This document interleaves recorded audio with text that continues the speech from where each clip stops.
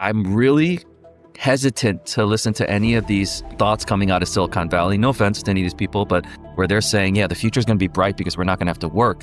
To me, when I hear that, I'm like, that's a terrible future, right?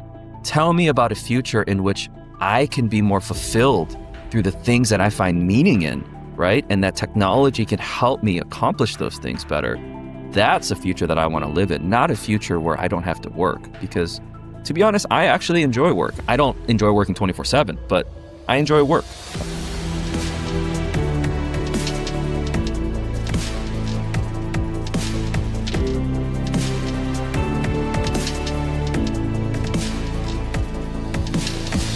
Imagine sitting at your child's bedside, watching them sleep peacefully, and suddenly realizing that the AI technology you're developing at work today will shape every aspect of their tomorrow. Or imagine being the architect of that technology, looking at your nieces, nephews, or young friends, knowing you're developing a code that will define their future. That's exactly where our guests find themselves, and today, they're going to tell us exactly what that feels like. Welcome to Care to Lead podcast. I'm your host, Cynthia Corsetti. Today, we have the pleasure of speaking with 5 leaders in AI, all of whom have been guests in the Care to Lead podcast in the past. Each of them brings a unique perspective about AI and how it's going to affect future generations. So I want to thank everyone for being here. And before we dive deeper, I'm going to let each of the guests introduce themselves and give you a brief background of who they are and why they chose to be here today. And we'll start with how I'm looking at the screen. So Dr. Joseph Yoon, you can be the first. Excellent. It's a pleasure to be here. My name is Joe Yoon. I have a few different roles. I'm a research professor of electrical computer engineering at the University of Pittsburgh, focused on building large-scale AI systems. I'm also the AI architect for the Office of the CIO at the University of Pittsburgh. And I also am a co-founder and CEO of BlueFoxLabs.ai, where we essentially provide AI enablement, building tech systems for largely most of our customers are private equity companies. And then finally, I'm a parent. I have a 10-year-old daughter, 8-year-old daughter, and 5-year-old son, and actively am trying to prepare them for the AI future. It's a pleasure to be here. Wonderful. Thank you. Mikaela? I'm Mikaela Grace. I've been working in AI for the entirety of my career, starting with computer science at Stanford, worked on speech models, training machine learning for speech recognition at Google, and many hats since then, university professor, startup CTO, but now I lead the machine learning team at a company called We Localize, which does 2 things, creates AI-assisted professional quality translations and creates training data sets for any machine learning model builder that needs high-quality training data. Great. Thank you. Pete? Hey, everybody. I'm Peter Ondish. I'm a chief scientist and co-founder at BlueFoxLabs.ai, the same outfit that Joe is a part of. And I'm also an adjunct faculty member at New York Medical College in the School of Public Health. And although I am not a parent, I would like to be someday. And I often think about the ways in which I would advise or kind of try to raise my own children differently in the AI age. Excellent. Sonny? Hi, everyone. And Cynthia, thank you so much for having me. My journey with AI began almost 10 years ago when I worked on Alexa. I have experience over the past 20 years working in different tech companies, leading both product and engineering teams. Currently, I worked at a insurance company called Socotra, where I lead the product and technology organization. And over these past 20 years, across Dell, Microsoft, Amazon, and now at Socotra, had experience both building AI capabilities as well as utilizing AI capabilities to build consumer-facing and business-facing scenarios. I'm also a parent for 3 children, a 7-year-old boy, Asher, 5-year-old daughter, Siona, and 2-year-old son, Cairo. Wonderful. And our second Dr. Joe of the day. Thank you, Cynthia. Thank you for having me. My name is Joe Zabinski. I am currently VP of AI and Personalized Medicine at OM1, which is a healthcare data and technology company. I've been leading our AI business there for about 5 years now. We focus on large healthcare data sets and the kind of predictive information that lives in those data sets that we can do more and more with as AI tools continue to evolve. My original academic training is in large healthcare data sets in public health, so I've spent my career working sort of at the intersection of public health, personalized medicine, large data, and AI. And I am a parent. My daughter Selena is 18 months old, so she is not too big yet to be impacted by these things, but more and more so every day. They fill in all of our lives. So looking forward to today's discussion. I want to thank you all for being here. I've had the pleasure of interviewing hundreds of executives in the AI realm over the last year with my work with Authority Magazine. And then I was recently listening to a podcast on YouTube, and I have no idea who it was. It was, one of those things while you're working out. But they said something that intrigued me, and it made me start thinking about parents. And so that's why I wanted to call this together. And what they said, it was a neuroscientist, I think, and he was saying that as young children today are learning so differently than we did as young children, that the brains are actually developing differently. And there are parts of the brain like creativity and so on that could actually atrophy if AI is doing so much of the work for it.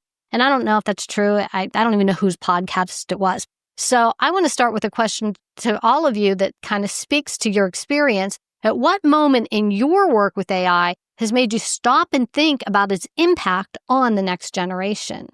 I guess I could start since I started intros. So when I was in grad school, that's when the kind of precursor technology to transformers came out, which is called embeddings. This was like 2012, I think it was around there. And it was kind of the first time where we started realizing, oh, shoot, there's ways that you can handle human data in a dimensionality that humans cannot understand. I mean, we're talking about multi-dimensional, space for understanding words, which then turned into this technology that in 2022 was unleashed as ChatGPT, where you just have this extremely advanced autotype mechanism that seems like it's got, a brain and it's like almost like a human, but it's just really good autotype. So back in 2012, when I just got married in 2011, and then we were expecting our first kid, I started realizing even back then that, okay, if this stuff really starts to advance, it's going to change how kids learn / what society looks like. Fast forward, obviously now working in this space, I have so many thoughts with my kids. And then I just want to throw out just recently, I mean, it's not like I'm a huge Tesla fan or I'm not a big car guy, but I think the full self-driving for Tesla has gotten to a point where I realized, all right, I need to do this. I need to get this and I need to play with it. So I grabbed a Model Y recently and have been using full self-driving. I just actually did full self-driving to work today. I'm on campus. And now I'm thinking, okay, I mean, I know all the deficiencies. I think I know all the deficiencies of the technology, just using cameras only. That's not great. With that said, I mean, this thing has ever since before New Year's, has been driving me around Pittsburgh. And for me to think that my 10-year-old in 5 years or 6 years, when she starts learning how to drive, is going to learn how to drive like I learned how to drive, that seems a bit preposterous to me. So I think it's just over time, more and more, I'm thinking about how this is impacting my kids and how it's going to impact, just the future of society. Yeah, I could add a different, but maybe sort of conceptually related experience on just how transformationally different some of these technologies can be and will impact some of these foundational experiences like learning to drive a car the way we probably all did. I am a big fan of language acquisition, multilingualism.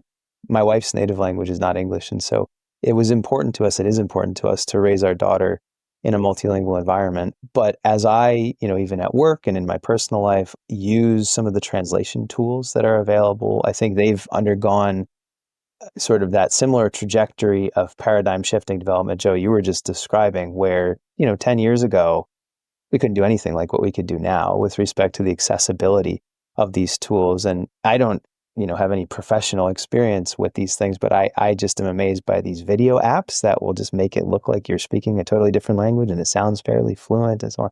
Who knows what that'll look like in 10 years. And it struck me at one point, will any of this stuff with respect to multilingualism be relevant for our kids? There's the cultural heritage aspects, of course. And that's, I think, super important. But from a functional perspective, from a practical perspective, will there be any advantage to that sort of multilingualism in the way that might have been the case when we were growing up? Or will it just be a phone and that's all you need? I don't know. I don't have an answer, but it's one that struck me even in my small 18 months of being a parent. I think also Joe's point about how we learn and actually what a beginner learns is very interesting. I taught at a university called Tec de Monterrey and taught a bunch of classes, but once did an introduction to Python class. And this was when ChatGPT, I think 3.5 was out, 4 had not come out yet.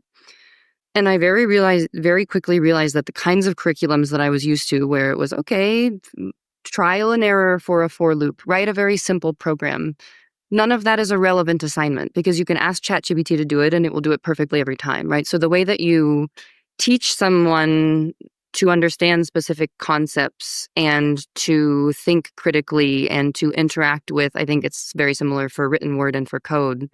I think the way that teachers need to approach beginner level classes when there are these almost expert level assistants already has to change a lot. And I had to adapt very quickly to ask different kinds of questions, to test understanding in different ways, and to make sure that I was allowing children or young adults to use the kinds of tools that exist in the world, while also still making sure that I was assisting them in their conceptual understanding and critical thinking so that they would in fact become better programmers.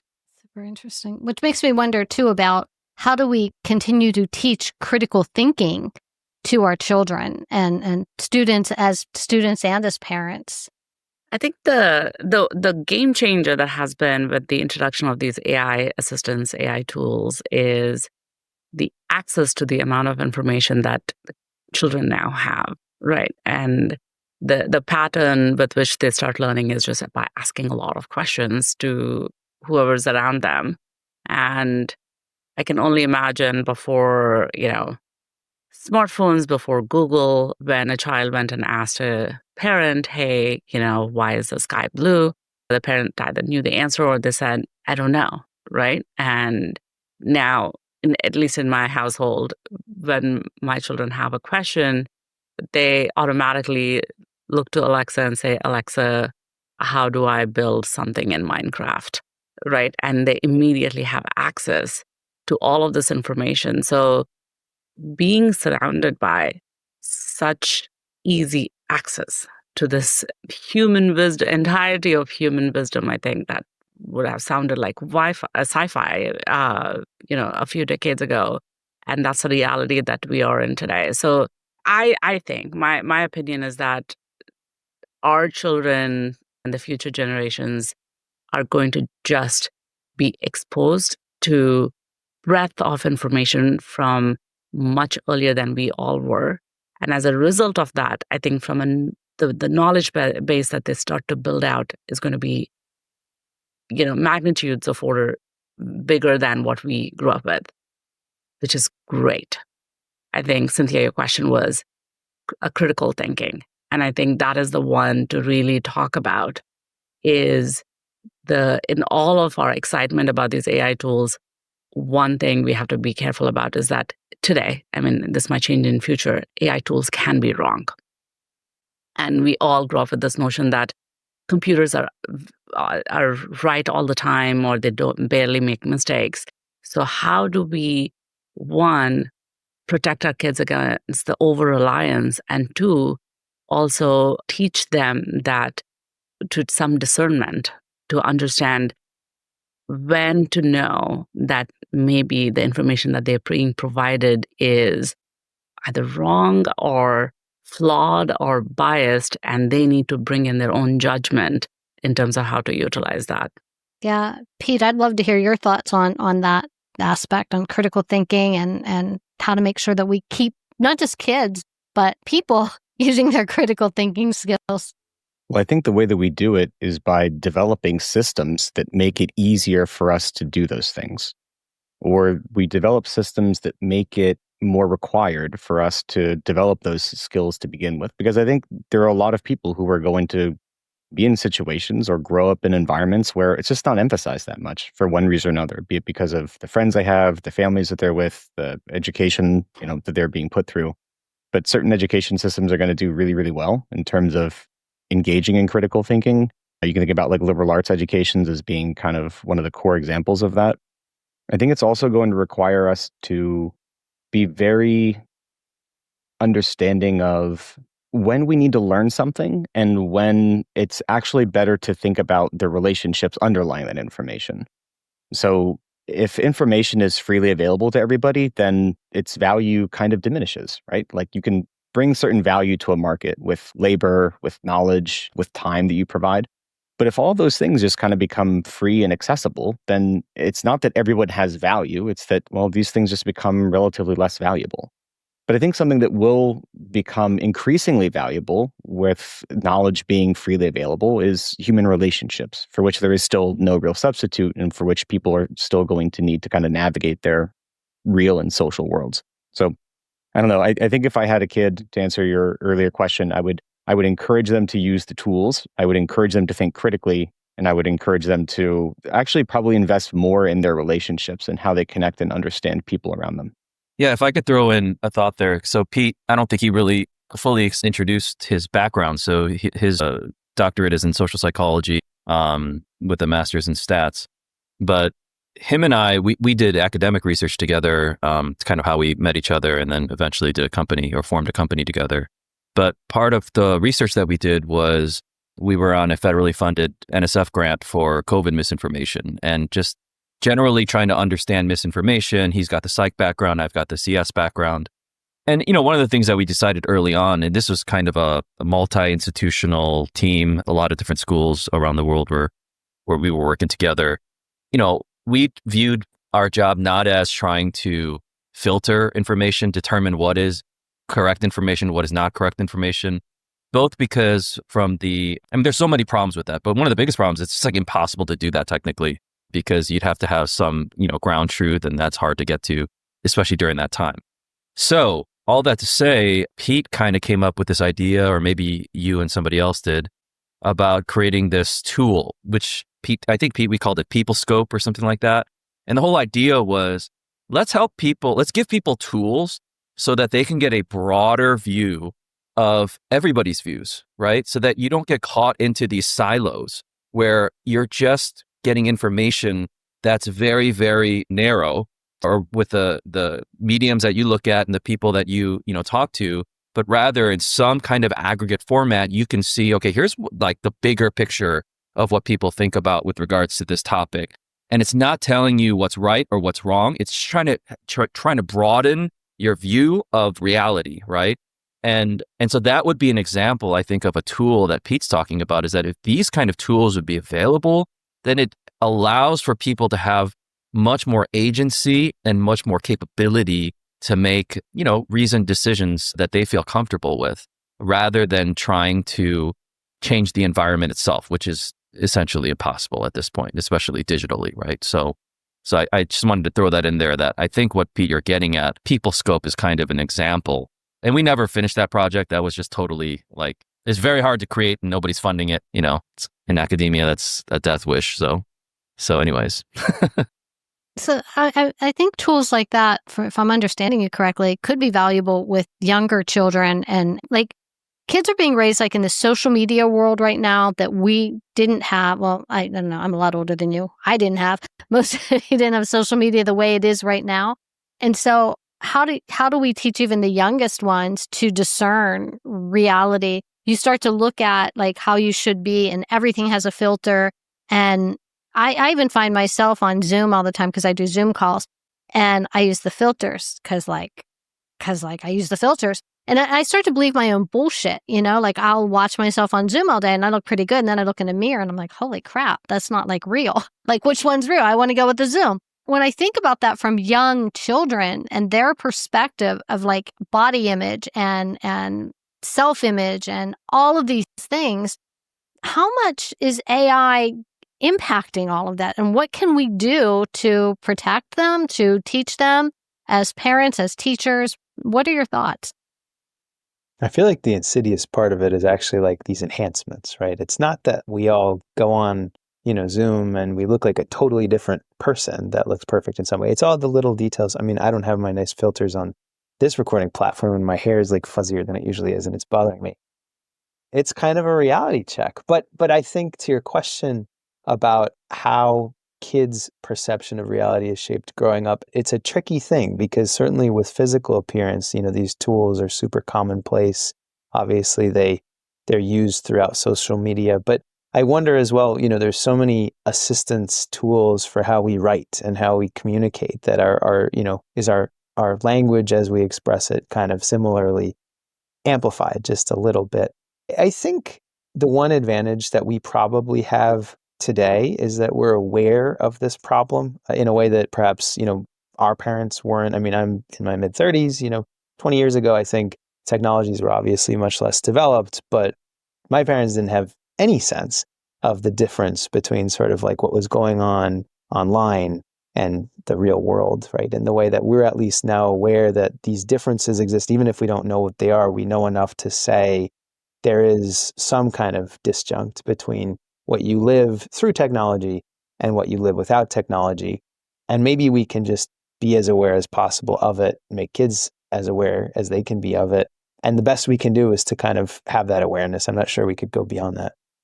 And I would love to add to that, Joe. It's a really great point that the same thing applies for groups as it does like interpersonal perception. So not only is there kind of this distortion in how I see another individual, like how I see you, Joe, or everyone else who's on the panel, but the way I see social groups at large is very different. I think when the internet started, there was kind of this implicit understanding that you could learn about the real world and you were basically interacting with people who are part of the real world, but in kind of a hyper condensed fashion, right? So like somebody makes a post and you can see everybody reacting to it, but there was kind of like a 1-to-1-ish, even if it was an imperfect translation between, me as a person going about the world, just interacting with somebody online. And obviously people are slightly different, in real world context than they are in online context for lots of different reasons. But I think AI is going to make it so that that translation between who we are in the real world and who we are online in the digital world is much larger. And it's much more murky trying to understand like our own social realities because of, I think, the proliferation of AI and what it's capable of. So I think Meta recently announced, for example, that they're going to use AI bots to propagate Facebook because some of the communities are looking, kind of uninhabited there. So, people are going to try to be making, and we're all social psychologists in a lot of ways. We're always trying to think about who are people and why do they do what they do? And who am I surrounded by? And what are they going to do in the future? We're always thinking about these different things and we're always soaking up information about who people are and what they say or do. If you go to any kind of social media platform, one of the most commonly visited places of those are the comment sections of the content that's created on those platforms because people want to see how other people are reacting to this different content. And they want to see like how do we interpret these things and who's saying what and what are the responses that are being most liked and what are the ones that are being disliked. And all of that is social learning for us. We're learning kind of about what's acceptable and what's good and what's right and what we should do as people. And I think earlier on in the stages of the digital world, the internet, there was more of an understanding of there's some like truth to this. Like it's less curated, it's less manipulated, it's less algorithmically biased. But I think that as AI proliferates, that's going to become much less of a viable proposition. And instead, we're going to have to look to what we see online with increasing skepticism. And I think to Joe Yoon's earlier point, we're going to need some kind of tools that like help us understand the world in the digital context, for which I don't really think that those tools exist right now, but we're going to have to, probably either try to create them or try to be very deliberate in how we talk about those things. That's a very good point. It actually brings me to my next question. I was actually thinking of Mikaela on this question. I want you all to jump in, but I was thinking, Mikaela, based on what you're seeing in AI development, what skills do you think are going to be most crucial for young people to begin to develop? Well, it depends upon the age, I'll speak to people who are sort of near entering the workplace. I do think that there is still space for things like computer science. I think that while we have these coding assistants, I think there's a long way to go. And I do think the sort of building language of the future is going to continue to be code in large part. Although I think, as I mentioned, code is now generated in a very different way than it was even 3 years ago. And I think learning how to generate code in a way that is very AI assisted and very efficient, and to think much more about system architecture, right? And design, and much less about sort of the low level debugging will be the direction that people go. And we already touched on it, but the employees that in our org that do best are the ones who are very, very open to change, right? Because the speed at which the tools that they use and the best practices switch has accelerated immensely. And so I think it's almost less a specific skill set than it is a mindset of, I'm going to be curious and open and willing to change my processes and curious about my own processes and reading and learning and subscribing to newsletters that are relevant, right? And I think that actually that mindset is the single most important thing, because more and more sort of hard skills will be outsourced or outsourceable. And it's the ability to quickly adapt to a new landscape that I think is the crucial element in the future. That's interesting. And I'm curious what Sonny and Dr. Jo Yoon have to say, like from your kids at the ages that they are, because they're still young, but they've grown up with a lot of these tools already. Have you seen a willingness just like almost naturally ingrained because of the way they're growing up, that change is so much easier for them than it is for even your generation? I think it's fascinating how kids just naturally interact with some of these devices. I will start with a very, very simple example and how early it starts. So when my son was less than a year old, I think it was around the 7-8 month mark when kids learn to crawl. My claim is that Alexa actually taught him how to crawl. And the reason I say that is because it was an Alexa device and that had that ring every time it was triggered. And he was so fascinated by that ring. He wanted to just go toward that. So I actually used the Alexa ring as a motivation to get him to pull himself to go there. So I still have a video recording of that. And when that happened, and then and that's really how he learned how to crawl. That was his, I guess, trigger or main motivation that he was drawn to. But I think so my son who's 7 now, he's always grown up in the Alexa world. At the time, I was actually working in Alexa. So we had probably 15 different Alexas throughout the whole house. To him, even as he started to learn to speak, he thought Alexa was everywhere around him. So even when we would step out of the house and we would walk and he wanted to listen to a song or wanted something, he would speak to Alexa as if she was everywhere. And this is something when this AI tool was, Alexa, Google Assistant, these AI assistants were introduced to us about a decade ago. We had to learn how to interact with these devices. We had to move away from the paradigm of using websites and mobile apps and the navigation bars and the hamburger menus to starting to use natural language. And we had to learn, what can I ask Alexa? What can I not ask Alexa? So it's something we had to teach ourselves and understand and see what the boundaries of that capabilities are. And I think kids, they don't even think about it. They interact with all of these technology as if the technology is omnipresent and omniscient. And I think that just from a behavioral, I think from an interaction patterns, it just leads to just very different ways of how they interact with this technology. And as human beings are and kids are, they're much more comfortable using natural language.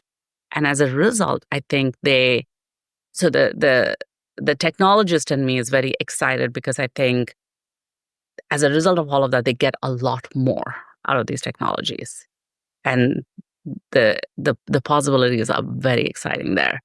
But I feel that on the other hand, if they've always grow up immersed in these environments where technology is accessible everywhere, the over-reliance, the hindrance that adds to their development, that aspect worries me as a parent. I'm not an expert or a researcher in that area, but I do wonder what would this mean, right? I mean, multiplication, for example, as a child, I had to memorize multiplication tables. Do they need to do that anymore? And if they don't, cognitively, is it an impact for not memorizing the first 20 multiplication tables? I don't know, right? So those are the things that I just worry about. Yeah, I mean, I totally agree with Sonny. I guess the things that I think about with my kids and learning in the future. So first of all, I think I'm atypical that I love change. I've always loved change growing up. I kind of had a little bit of a variable childhood, so I had to love change or just deal with change or know how to deal with it. So I instill that in my kids.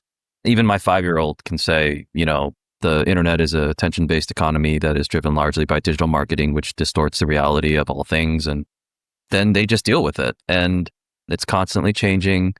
And one thing that especially because I worked so deep in AI and I see this technology constantly progressing, is that I came to the realization maybe last year where, okay, programming, and I love programming. I've been doing it since I was like 6 years old. Okay.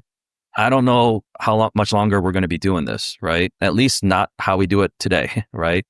And so the whole idea of my kids doing coding academies and all this stuff, which, they go to a pretty good public school district and it's intense coding stuff. And our school district actually has a CTO. So I talked to the CTO and I'm like, yo, I think we need to change plans. And, so they're thinking about it. But what I do with my kids is, Carnegie Mellon is like right outside my window. I'm at Pitt. And so I see robotics, the most advanced robotics, all the time. And it's going to be a long time before robots can do very custom human tasks like plumbing, electrical work, these blue collar trades. And I've said this on various podcasts and even on my own website. I'm actively teaching my kids, not that I know how to do it, actively teaching them trades work.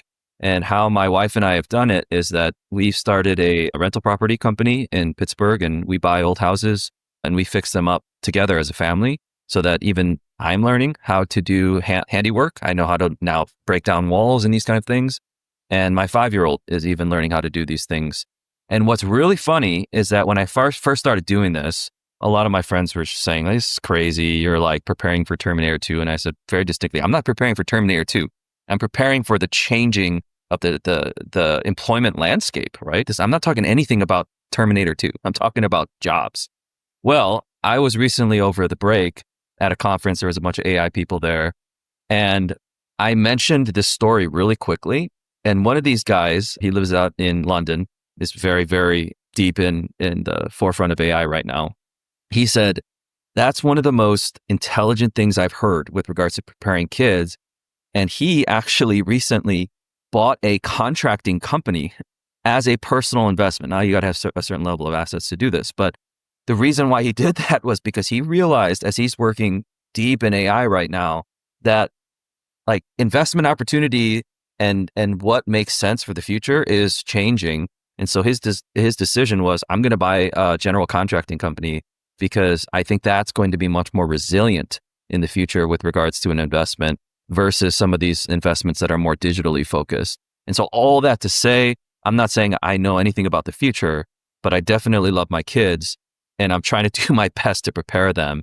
And weirdly, what I'm not preparing them to be are computer programmers, because I don't think that's going to be the great jobs of the future.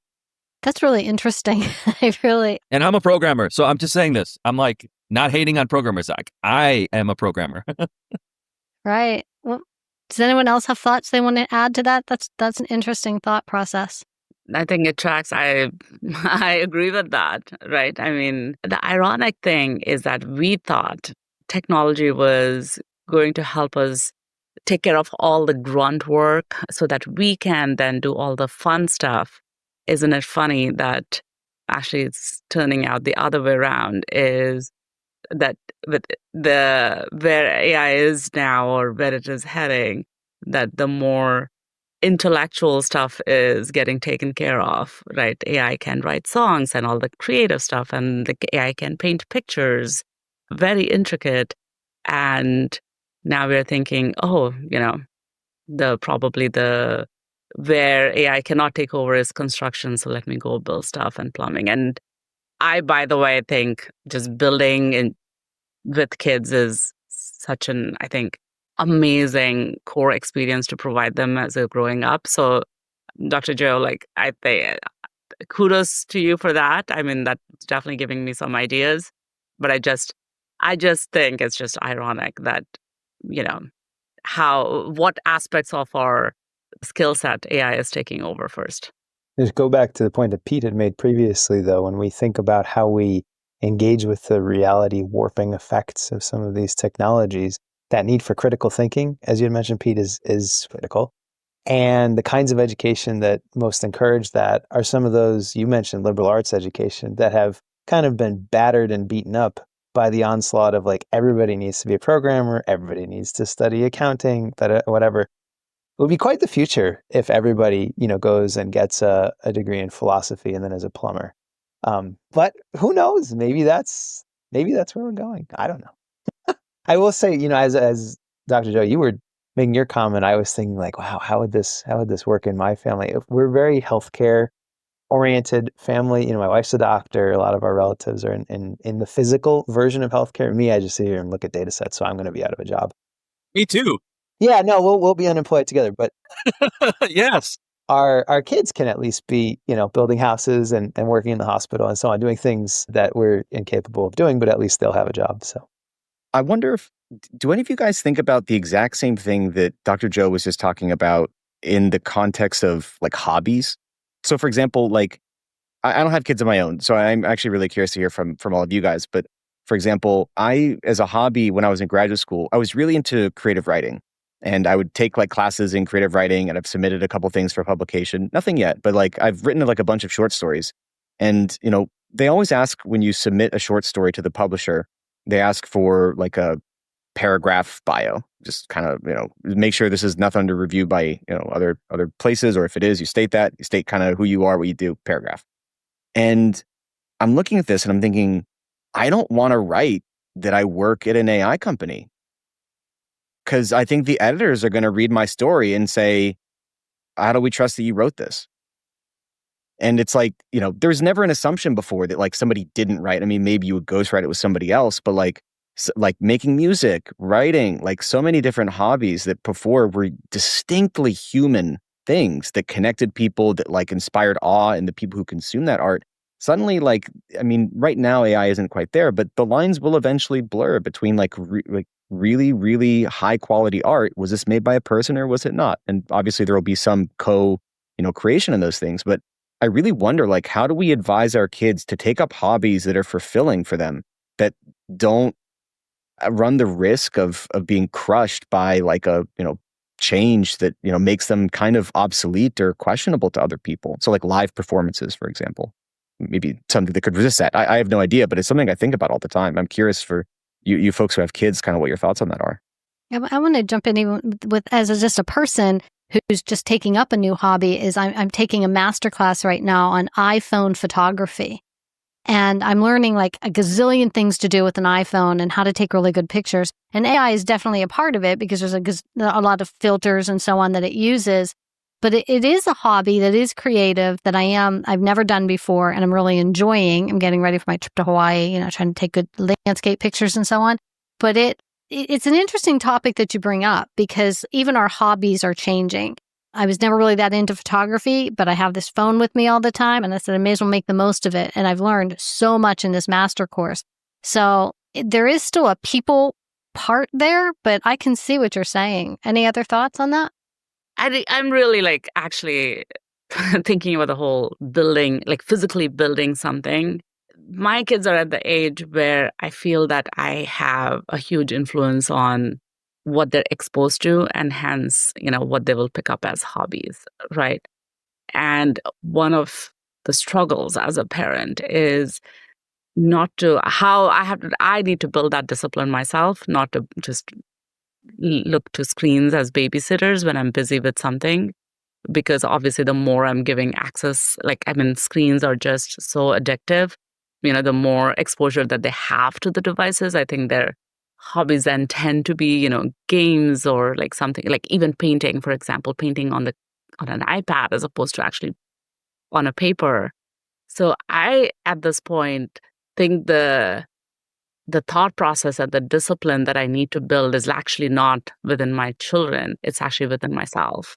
Is to, however tempting it is after a long day at work for me to like just relax with my own book and say, hey, just take your iPads and let's all sit quietly, to, bring myself to sit with them and do something physical like drawing or painting or, building with Legos. Or at least that's the stage I am in. It's hard. It's really hard. And I think all the technology actually make it very tempting. It's essentially kind of trying to be on a diet and having to live in a bakery. How do you continually tell yourself that no, go pick up those veggies, forget the donuts. So Yeah, it's really good. I'm hungry. Yeah, same. I actually had a quite different reaction and have had a different reaction to what you said, Dr. Joe, in that when I look at the fact that we don't have the kind of robots we need, right? Very big. I can't think of a single software app that I want that doesn't exist, but I can think of 5 robots that I would love to have that we don't. That doesn't make me think I should be a construction worker. It makes me think if I were in high school, I'd go study robotics, because there's so much greenfield. I think in robotics I've given up on timelines, but in the next years, in terms of generation of the kinds of robots that will make people's lives easier, free them up for creative work and work that humans enjoy rather, I think that's the direction I'd go in the sort of possibly shorter time span, because there's so much room for innovation as that technology improves. Yeah, I love that. And just as a look into my craziness, so my actual desire is I'm also concurrently training my kids in AI. Obviously, I would be irresponsible not to do this. So my thought is if they can learn how to do these things by hand, they also learn how to do these computational things. They can combine the two and then make the next generation robots, which is my dream for them. But who knows? That's my Asian parents' dream for kids with extreme pressure. I did want to throw out one other thought. So one thing, oh my goodness, I lost my thought because I made an Asian parent joke. I will remember. I actually while you think of that question, I have another one that just popped into my mind, going a little bit off of what you had said, Mikaela. We've heard so much, I think, about how AI, robotics, any of these technologies should someday, also giving up on timelines, unlock a utopian future where we all just have more leisure time, right? It's not like we shift the tasks over here so we can do the tasks over there and we can optimize this and that. It's just like we just do less work. Wouldn't that be nice? And my question, to everybody, but especially Joe and Sonny, to you guys as experienced parents, has any of this stuff actually helped you to free up more time for spending with your families, not on hyper optimized, additional skill training or whatever, but just like in the way I imagine was the case when a dishwasher was invented and someone said, okay, now I don't have to spend a half hour washing the dinner dishes. I can spend 5 minutes loading the thing and I have 25 minutes. Like, is that real at all? Will that ever be real? Yeah, no, first of all, free time, what is that? But it makes me think about these books by Ian Banks, the Culture series. I don't know if you guys have read this, one of my favorite works of sci-fi, but it's exactly this. It describes this utopian future where we are post-scarcity. And basically nobody has to work, really. Everybody can do. And I think it kind of starts to push those boundaries on the thinking of, what do you do when you don't have to work? So what do people do? And I think that in that setting, people also can live forever. So you can live forever. You don't have to really work for money. Everything is available to you. What do you do? And I think that's a very interesting thought experiment, is that, what would our kids, well, and then I think that in the book series, it often happens that they clash with these non-culture worlds and drama ensues, right? But if that were to really happen, what would all of us be spending our time doing? and what would we advise as parents for our children to do?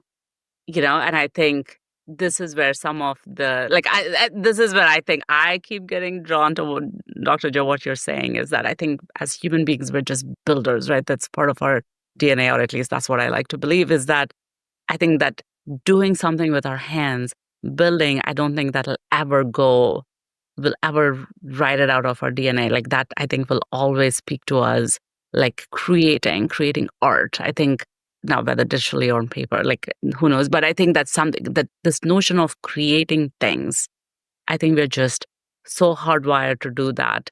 Those are the kind of things that we could spend. But to answer your question, I don't think at this point, I feel like, even though we use technology quite a bit in our household, I feel like, oh, I don't have to do that. In fact, the other day, like given we're potty training our 2-year-old at this point, I was actually wondering, I wish there was actually some technology that made the whole potty training process easier for me. That basically just set reminders and understood my child's patterns and basically, customized the whole routine for him and was almost my potty training assistant for me. So then I didn't have to like manually track how to potty train him in addition to everything that's going on. So there's still a lot of possibilities to make parents' life easier. But this is also the kids, the ages my kids are, they just are in that phase where they're very still dependent on me and my husband. So yeah, that free time hasn't materialized yet. I'm waiting. I hope it happens. I think Mikaela will build that app and take that greenfield, because there's a lot of greenfield right now. Yeah. So I have a thought with that question, but I remember what I was going to say before, which was another thing I'm realizing is, again, I'm not a medical professional. I don't really know much about biology, but I do know, just judging from my programming all of my life and not having a fit body, that the physical not moving and not exercising really affects your brain, and it affects your outlook on life. And especially with AI, we all have to have hope for the future, right? Instead of thinking that it's going to be terrible. So I'm realizing that there's this balance between our kids using devices, which, to be honest, my wife thinks is like, literally, she thinks it's like the devil. I'm like, I don't even know what that means. And it's like the future of our kids. So like they need to learn how to use these things. But this other side of, they got to get out and they got to move and I got to move. And so, I think that's really important. It's something that we have to continue to consider, because the body is connected, or is the mind, and the mind is a body. But the question with regards to work, so I'll use the example of the Elon Musk book that Walter Isaacson wrote. And this is not any support of Elon or negative sentiments towards Elon. But what's really interesting in his book is that he says numerous times in that book that, once we get self-driving cars, or the robot I think it's called Optimus Prime, literally, like once Optimus Prime becomes in production, or once whatever, we get to Mars, then we're going to have this society where people don't need to work, and et cetera, et cetera. He says this multiple times in the book. But what's so ironic is that Elon doesn't know how to stop working, right? I mean, he has more resources and more money than maybe any human. If you normalize it, there's only probably a few humans in human history that has more access than he does, right, to resources, and he can't stop working. And so that reminds me that I think there's something, and I'm sure philosophers have something to say about this. I'm sure there's scientists that have studied this. I just don't know. That work is really important, right? And it's not something where utopia is all of us doing nothing. That's probably a living hell. I think utopia is all of us doing things that we find meaningful, and that we have to struggle to a certain extent, because that's part of the satisfaction of getting to some goal or whatnot. And so that's why I'm really hesitant to listen to any of these thoughts coming out of Silicon Valley. No offense to any of these people, but where they're saying, yeah, the future is going to be bright because we're not going to have to work. To me, when I hear that, I'm like, that's a terrible future, right? Tell me about a future in which I can be more fulfilled through the things that I find meaning in, right? And that technology can help me accomplish those things better. That's a future that I want to live in, not a future where I don't have to work. Because to be honest, I actually enjoy work. I don't know about you all, right? But I don't enjoy working 24/7, but I enjoy work, right? And I don't want programming to be taken from me, to be honest, right? Like, so I don't know, like, how do we get that to happen? So I think you just gave me my next take on care to lead, right? So for leadership, it's clarity, authenticity, responsibility, and engagement. I think it's just like care to live. You've got to live with clarity, authenticity, responsibility, and engagement to go exactly where you're saying, so that you can find that fulfillment and that drive and that purpose. And as we start to wrap things up, I want to go around and ask each of you to share one piece of wisdom, either as a parent or just as an AI developer. What's your hope for the generation that's going to grow up with the technology that you are actually creating right now? Anyone can jump in first. Well, I can say, one of the things that we focus most on in my company where I work is on personalizing healthcare for better decision making. And that sounds sort of broad, but what it means is that when people encounter very specific moments where they need to make a decision with their doctor, do I take this medication or that medication? Do I go for a biopsy or not? These very concrete things that we all live with and experience with, and hopefully our kids don't encounter until they're older, but everybody ultimately encounters. I really do believe, this is not just me wearing my PR hat, that we are making tremendous progress in this field. And my hope is that as our kids grow up and encounter some of these same moments, the quality of the decisions they can make at those moments will genuinely be better informed by the data and the technology that we're working on now. And I think that is feasible. I can't say 3 years versus 5 years, but I can say within their lifetimes, within our lifetimes too, this will happen. And I'm excited to be contributing to that work now. I think for myself, I wear different hats, but for the company hat, I see in real time jobs being affected by this technology, even though, and I think in the private equity space, especially because there's no visibility to the public as to what's happening in these private companies. And this is not to demonize private equity. I'm just saying it's private, that it's real. And so if I could provide, one of the things that I try to provide, and whenever I speak publicly, is we got to take this employment thing seriously. And I'm not celebrating the fact that technology can replace people in certain roles, but I'm just trying to signal with others that this is real. This isn't next year. This isn't 3 years from now. It's been happening, especially for developers, full stack developers that I know in Silicon Valley. They've been laid off. And this is something that we really have to grapple with as society. And if, myself and others can bring this up, but we're not anti-technology, we're not anti-companies. I'm not anti-business in any way, right? But I think we're all hopefully pro-human. And so we need to discuss this and just figure out what systems need to be set in place, what tools, what programs, I don't know, because that's not my expertise. But I do know what I'm seeing, which is technology is displacing certain jobs right now and will continue to do so. And I'd like to keep bringing that up to the forefront of the conversation, because I think that'll help our kids and the future generations if we can deal with that earlier than later. One of the things that I think a lot about, and so we work with some of the big foundational model builders generating data sets for them, and they do a very good job, and it is a monumental task to have these models work for people who don't speak English, right? Because all of the news that we consume and all of the Silicon Valley sort of benchmarks and much of that stuff is very English centric. And most of the world's first language is not English, right? And so I think there's a very real fairness and equality element here about what kinds of data are collected, whether that data is used to train, whether there's balance in these data sets, even languages with the same amount of speakers, right? Like German versus Javanese might have very different amounts of available data.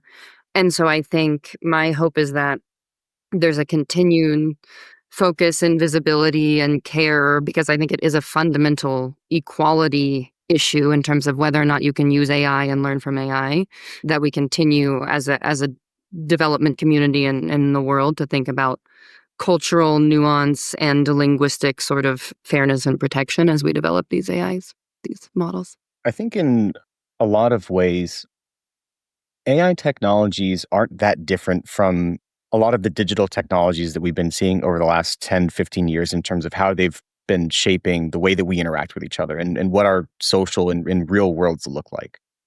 It's just kind of an extreme version of what we've already been seeing.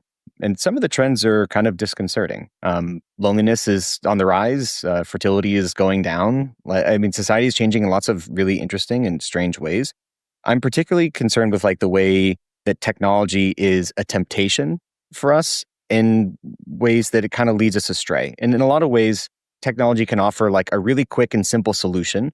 And I don't know if it really should. And I think to your original question, Cynthia, like how would I kind of like, encourage others or my own kids? I would encourage them to think about instances where technology is a temptation for something that is worth instead putting in the time and effort into. So, for example, I've seen a lot of people argue that, the digital friends that we make are by far not the caliber of friends that you have that are in person, that are able to have a real and meaningful impact on kind of the way that you go about your life. But going out and making friends is hard. Like, it's not easy to put yourself in situations that are uncomfortable, where you don't know people, where you don't know how you're going to be seen. But technology provides us with a way to connect with people and feel like we're making friends with people if I just go online and I talk with people who I've been online and I play video games online.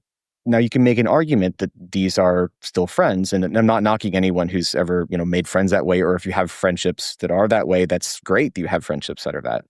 But sometimes technology provides a means to do something easier, and it doesn't mean that it's better.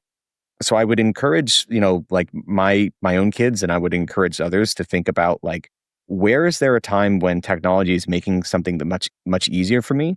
And where is it instead worth really investing in going out and doing that thing?